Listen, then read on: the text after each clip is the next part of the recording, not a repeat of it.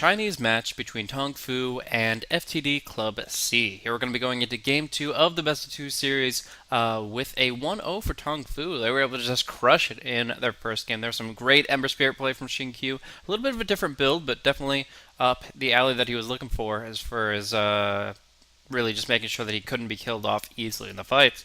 And from there, man, just really they rocked it through a couple of major fights following a Roshan that maybe never should have happened.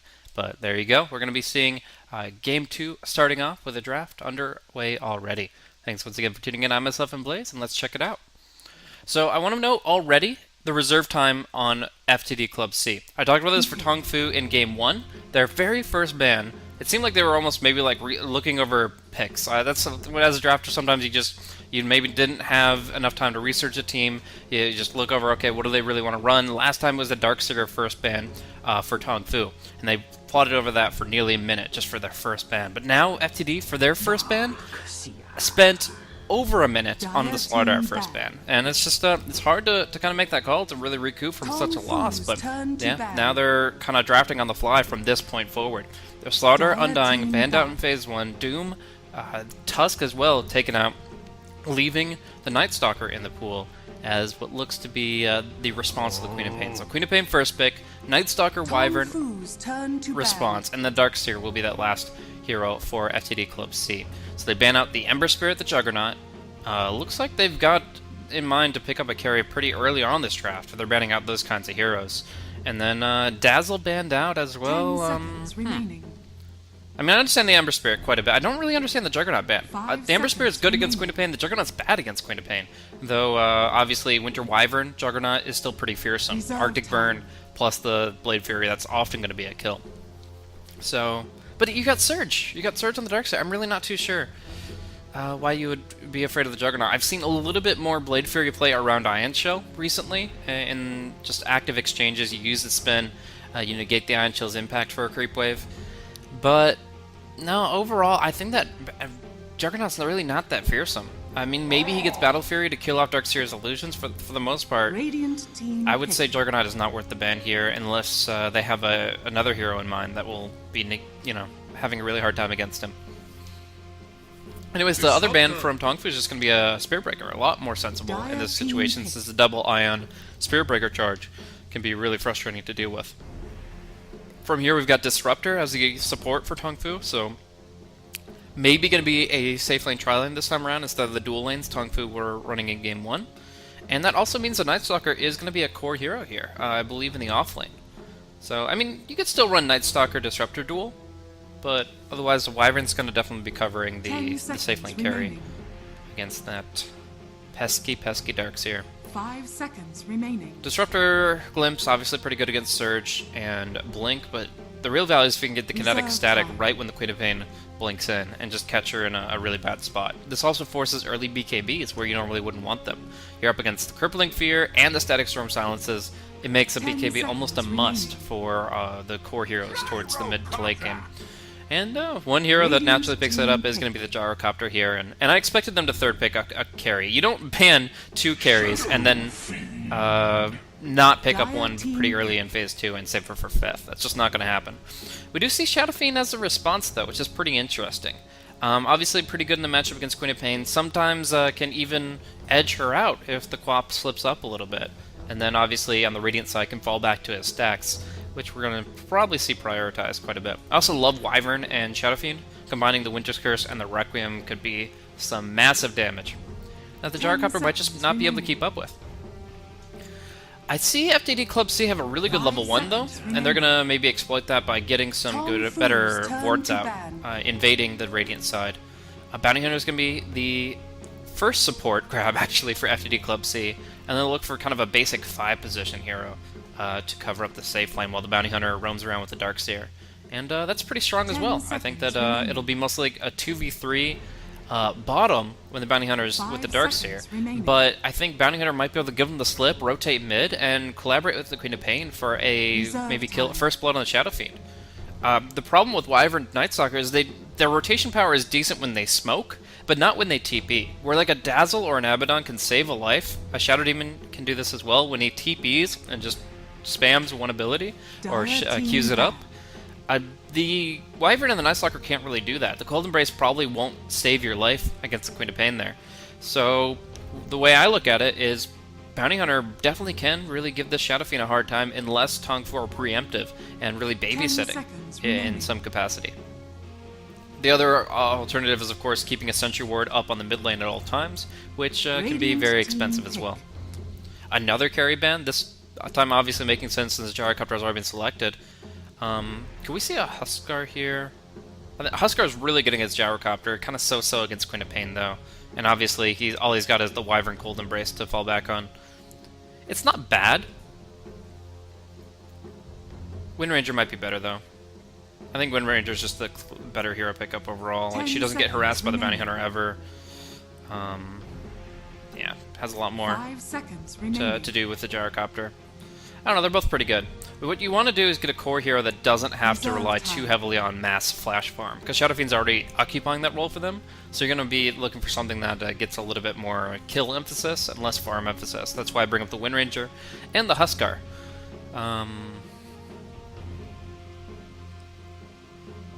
For now, though, TongFu going to be thinking about it here. What do they want Xingqiu on this time around? Ember Spirit, of course, taken off the board, and most of the heroes that are similar to Ember Spirit aren't really available here either. 35 seconds left on the clock. So Night Stalker off lane, Shadow Fiend mid, presumably, and then the Wyvern and Disruptor wherever they're needed.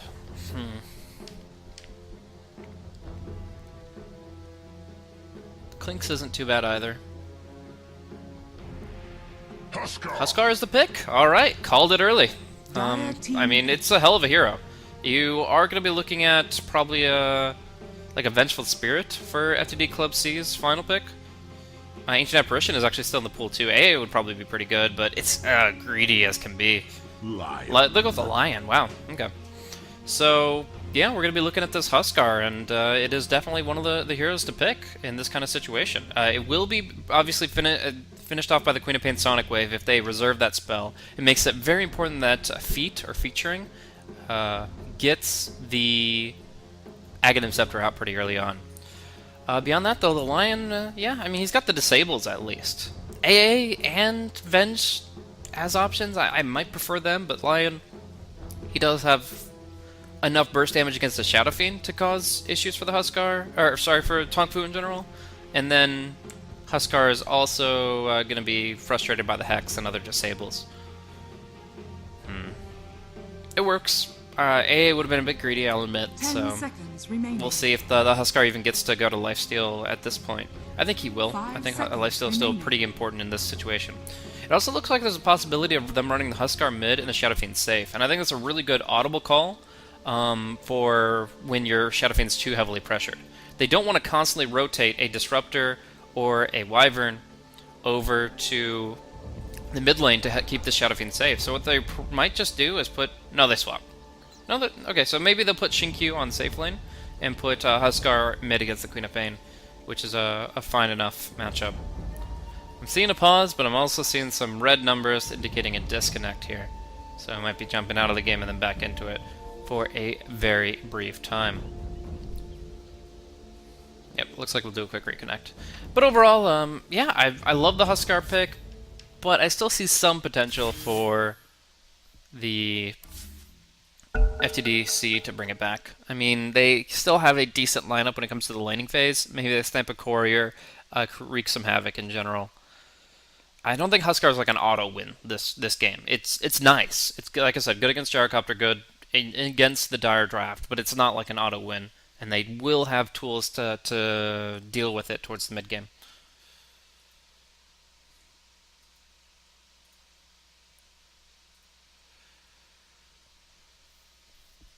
Trying to reconnect back in, guys. For now, connection problem. Oh, here we go. Sweet. Alright, and no first blood. Yay. Alrighty, so 30 seconds to battle. Here we are. With a pretty smooth feed this time around. No perfect world lag for me today. And the Gyrocopter boat. Oh, the controversial pirate ship Gyrocopter. The mad machinist moving about with his, I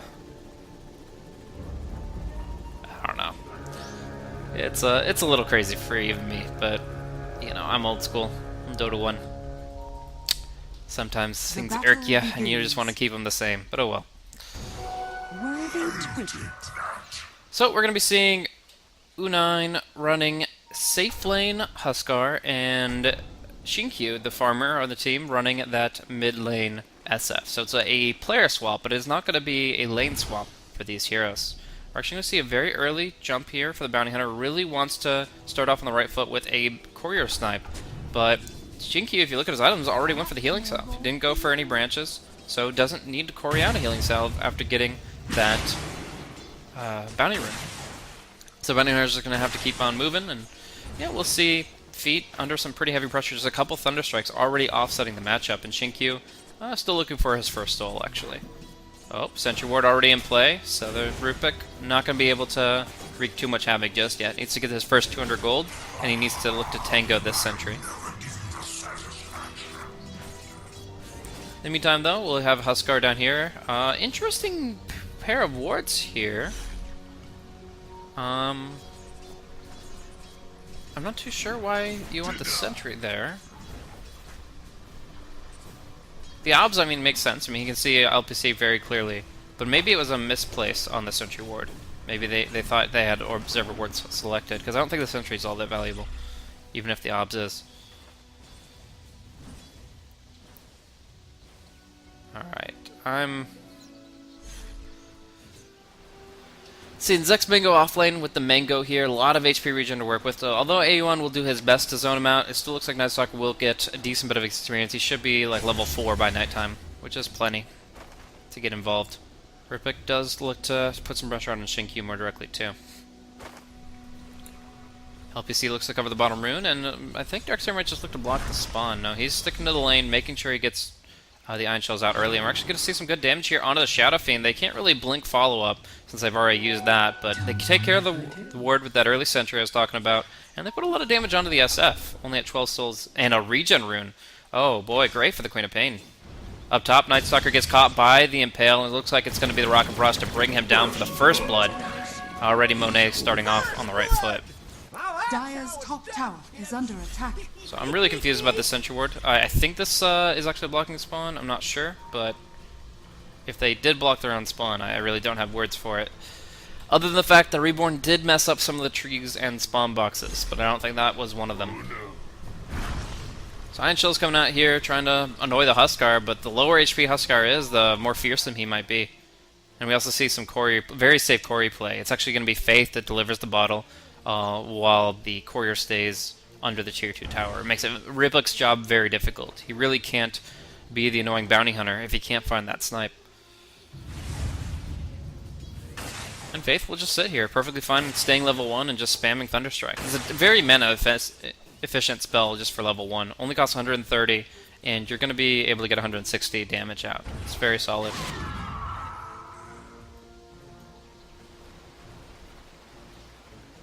In the meantime, interesting enough, Zex Bingo has a TP in case he maybe gets impaled Hex and then has to TP out in the 3-second window. Maybe he will survive.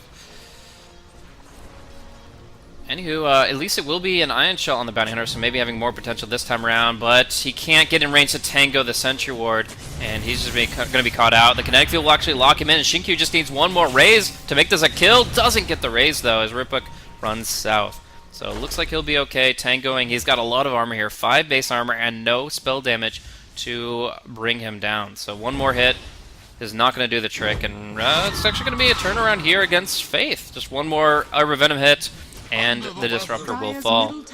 Wyvern unable to help his support bro. Zex Bingo, wow, I was saying that he was on the path to a really good, like, well-timed level 4, that he was going to get some good experience momentum here, but as soon as I say that, he not only gets killed, but then completely zoned out. He's barely gained any experience since I last looked at him. Meanwhile, down bottom, this is a very hurt Bounty Hunter. I'm curious what his game plan is. Running around 160 HP as a Bounty Hunter doesn't really accomplish too much. I figure he's going to go back to base. So this 2v2 right now, it's favoring the Shadow Fiend slightly, 22 and 9 over the Queen of Pain, 16 and 9. And the stacks are going to be coming out from Faith here. Already, is that a triple? No. Just a lot of creeps all gathered together. It is going to be... No, it is. There's Yeah, two trolls like stacked on top of each other. It was awkward there, but now we're looking at it's still a triple stack, no quad, but yeah. Winter Wyvern looking for an opportunity here. Dire don't have enough vision to really see this coming if they just use the Arctic Burn over the cliffs, but if they go into this part and try to wrap it, then obviously going to be seen. Dire's top tower is under attack. So abandoning the bottom lane here, Darkseer has left. He's been forced out by the Huskar too heavily. He gets a soul ring and he just wants to do what he can. We're actually going to see the Queen of Pain now. If she goes forward at all, she could easily die to the Arctic Burn here. The Splinter Blast will not connect, but Zex Bingo coming in with the level 1 Void, and they are going to catch out the Queen of Pain and cancel the TP of an ally. It looks like maybe the Lion looked for the TP. So nice flanking position there for the Night Stalker. Much needed experience for him as well, and they'll put a lot of damage in this tier 1 tower while the Queen of Pain is down. Bounty Hunter maybe looks to at least cover the rune, but Faith is one step ahead. And he's going to get a bounty room for himself. So it's a little bit annoying for the Disruptor, but I don't think he'll go down here. Ripbook just not strong enough at this stage to do more than pat him on the back. Huskar rushing out the armlet before boots, not uncommon, and a lot of value out of this Helm of the Iron Will as well. He's just going to have an uncontested free farm lane, though honestly only 27 and 28, missing out on some last hits, presumably under tower.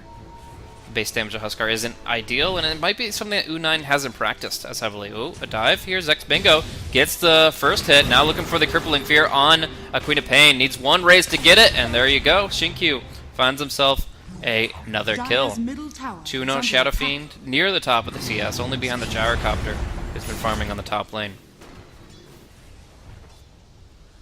Disruptor actually went down there.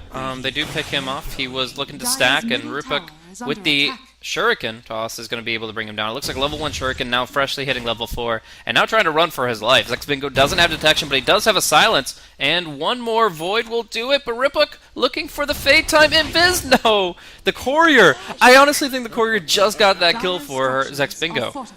The clear vision over the trees, just flying over top of him, gave him vision for the Void. Otherwise, the Void would have started the animation and then been cancelled by the Fog of War. Really nice Courier usage there. I don't think they intended for that initially, but they obviously did once they found that opportunity. Queen of Pain won't even attempt to deny. Just taking too much damage here. So all in all, one tower down mid, kills evened out 3 for 3, and if we look at it just early on, we're seeing already the net worth leading about 1,300 for TongFu. Really interested to see what this Huskar does, though. Armlet, boots, is at least going to go for the brown booties, but he is going to look to start just diving people pretty soon. And goes for a 0-3-3 build to open up. Also wondering what the Shadow Fiend does now, that he's already pushed out the mid lane. Like, his job's kind of done. He can farm the jungle a lot, but that is warded. There is a bounty hunter lurking, and you're not always going to feel safe in doing that. DD Rune, though, changes that. You may be glass, but you're certainly a cannon at the same time.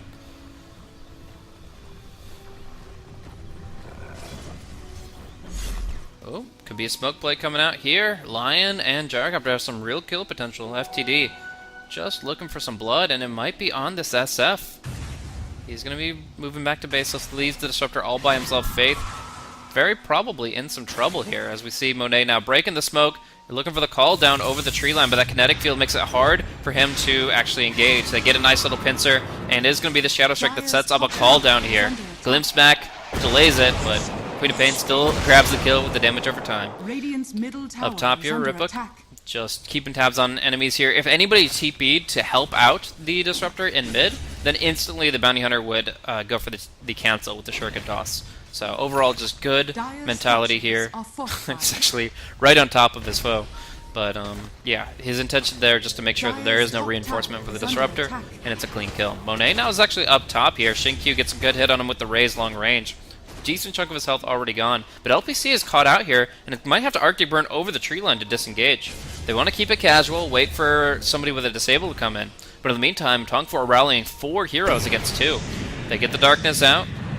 And now I would say it's a very afraid Gyrocopter that is unable to really aid this tower Dire's top tower defensively. is under attack. U9 especially getting involved. There's no way you fight into this Huskar right now. This guy is too big with the armlet already available, and he's found his quarry in AU1. They actually want more. They want to go for the carry. They're going to go for Monet, and they get him with the glimpse as well. So AU1 going to be going down 2. That's going to be a 5-4 kill score.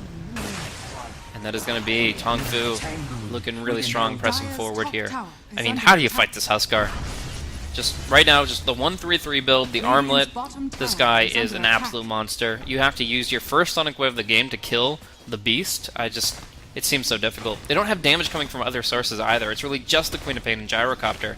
And neither one of those focus single target damage, which Huskar is weak to. All of them really do their damage in an AoE. And that means that the Huskar is going to be able to really stand and deliver just with the vitality alone. If he gets like a Dominator treads next, there's no way he dies. Just because they can't focus him down well enough. Maybe if they Finger of Death him at 100% HP when the passive isn't really active. Otherwise, I guess you need the Gyrocopter Silver Edge, but even that has its limits. Queen of Pain looking for the flanking opportunity here. We're going to see a couple TPs back, but the call down will at least hit once here onto multiple targets. Zex Bingo trying to TP away and will not be successful. But there will be a glimpse back that may keep the other two alive.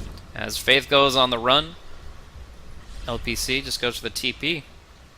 And it looks like that will be that. Oh, maybe not. We do have Queen of Pain cutting him off at the path. Faith hiding, and they do not find him in the tree line. So, they have lost their Tier 2 and Tier 1 top, they have lost their Tier 1 mid, and just free farm zone for U9 down bottom. And he goes for the lifesteal next. This guy's a monster now. Like, just with lifesteal alone, this guy already can out-heal a lot of the single target damage from any one hero. Inner Vitality is actually being maxed out here. I gotta say, this guy, as much as I was saying he doesn't seem comfortable CSing on the hero, he's actually skilling, in my mind, near perfectly. Like, he's getting the exact amount of life sustain and restoration to just stand and deliver throughout the teamfights, no matter what they throw at him. Now we see the Night Stalker. I saw the Glows of Haste, and I thought that's probably going to be a Midas, but turns out to be a very fast one, as he's picked it up 100 seconds ago. So, almost 2 minutes ago, that's a 10-plus minute Midas coming out for the Night Stalker, and that is going to build up a very fast level 16, as well as a very time-efficient Aghanim Scepter as well. I'm not sure about this play here, though. Queen of Pain going in under the tower, has a haste rune, felt confident, but now she's taking so much damage, and she'll be glimpsed back into the Night Stalker. So, yeah, kind of using that haste rune as a god rune. We're going to test that Huskar's survivability as he gets gone on here, but he's got the armlet. He'll life break forward, turn on that armlet, and go right onto the tower, onto the Gyrocopter, fighting it out with the help of the Shadow Fiend. They kill off the Gyrocopter, but the Huskar still falls, and the illusion is still in play here, hitting onto Shinkyu. Riphook really wants this kill. He gets it with a Shuriken Toss. That's a track kill, but now the dust comes out, and he has to stay in the tree line here. XLW gonna keep moving, but LPC finds out Riphook, and still Riphook playing games. Another dust comes out, and they actually are gonna be able to bounce the Shuriken over to both heroes. Now Queen of Pain gonna look for one more. They see X-Bingo in the tree line, and he can't catch the Bounty Hunter. That's gonna be a triple track kill. Oh my. FTD.C profiting so much from that exchange. Just look at this net worth value. Bounty Hunter just got 1730 gold. You think Alchemist is broken when it comes to these insane gold values. Look at that. Bounty Hunter, who has done nothing this game until this moment. He killed a Disruptor once. Until this moment, Bounty Hunter has done nothing. And suddenly, he's above the Night Stalker offlane in net worth. He's just behind his Queen of Pain. Off of one fight, he doubled his net worth. Oh, man. The comeback gold. I think he ended a kill streak. And he's certainly got a lot of tracks out. But, man, that is ridiculous. And, yeah, now 9-8, the kill score for FTD.C. 1,500 net worth. Still favoring TongFu, but more track kills, and that could turn violently. This Huskar felt so confident, but he went under tower, under wall, and under Gyrocopter, and that's just a little bit too much, unless you get a second armlet toggle out, which he failed to do. Whoa, whoa, whoa, whoa, whoa! Life break. Life broken. Feet going down. That was a very clowny animation, but that's what happens when you try to escape the Huskar. He'll chase you down. I thought they changed that for some reason, but nope. He'll stay like glue. We're gonna see Riplick actually caught out here. This should be the 10th kill of the game. Going to TongFu. One more hit, but he glimmers away. They actually don't find him, and now these heroes are kind of caught out by themselves. And by 10th kill, I mean 10th team kill. But still, they see Faith with the track. They assume that he's got heroes behind him, and they head back home. So right now they're pressed in. Sanj complete on the gyrocopter. And it's going to be a jump here onto the Winter Wyvern. He's got this Winter's Curse, but he has no TP, so it really wouldn't guarantee surviving at all. He's going to just try to embrace himself, but that's going to be the death of LPC, and that... Oh no! He pops the Winter's Curse and still dies! That is actually disastrous. And now the Static Storm's wasted too. That's 2 huge ultimates gone during a Roche attempt. You can't waste ultimates willy-nilly like that, but A1 has gone pretty far ahead. Ripuck glimmering while glimpsed. Gets hit by the life break, but negates most of the damage, and now the wall replica Sonic Wave comes out, doing a lot of damage. I'm not sure why that Sonic Wave, though, is now U9 is free to just go clobber in time onto the gyrocopter, kills him off, and the Queen of Pain as well blinks too far forward and goes down quick. U9 is low, but he's still kicking, and they're just going to go right back into the pit to finish this off. Yeah, you have to save the Sonic Wave against the Huskar. You have to make sure that it's like right when he's dropping down to that health threshold, when he's least effective. Of course, it is only level 1 ultimate, so that's hard to do, but... Now, that was a tough fight. FTD end up losing badly, as they lose multiple lives of core heroes. The Gyrocopter and the Queen of Pain are all their damage, and they really need items. So killing those heroes off, as well as taking the Roshan and Aegis for the Huskar, TongFu are feeling really confident now. 4K plus in net worth and shooting up on experience as well. I mean, the graph looks dramatic, but let's be real here. It's 0 to 2300. We've seen a lot greater experience swings in many other games of Dota 2. But still, a nice push forward here. We're actually going to see a glimpse back here onto Bounty Hunter again, under the same exact center ward as before, and this time it looks like he'll be going down, Glimmer or not. One more spell. It's going to be the Shadow Fiend raise, of course. Shinkyu cleans it up. He's got a Blink Dagger, so he's able to get in position quickly.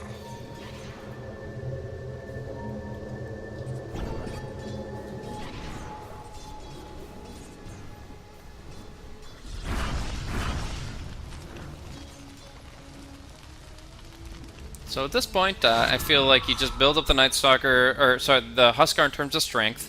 You build the Night Stalker's Aghanims, and then you just control the map.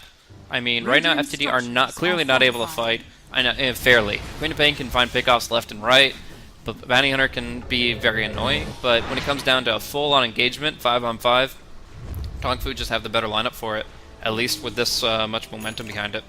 We look at overall levels, and you've got like a level 12 Shadow Fiend, a level 11 Huskar, up against only level 7 and 8 on the line and the Bounty Hunter.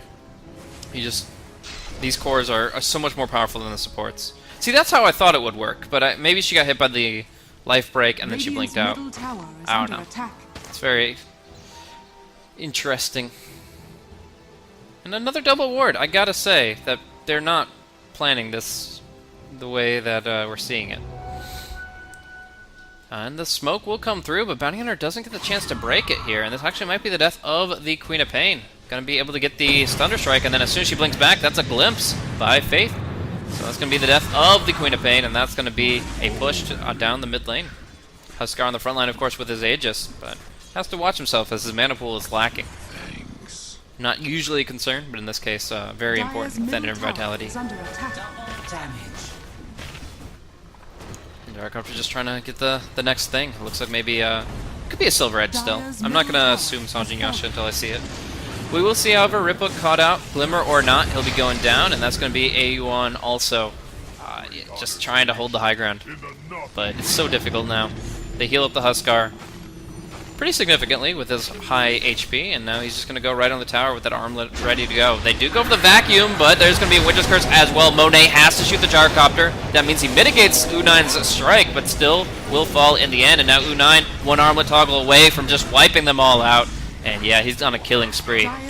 Nice attempt with the wall vac and call down, but you need a Sonic Wave on top, and of course Feet was all the way back there. She was just respawning, I believe. Either way, there's going to be the glyph coming out. One Rax means FTD.C are in a really bad spot in terms of trying to come back here. I see another vacuum. They're still fighting in the wall. They stayed for a very long time, and they will lose the Aegis, but Zex Bingo tanky enough to withstand it all on the right side of the wall.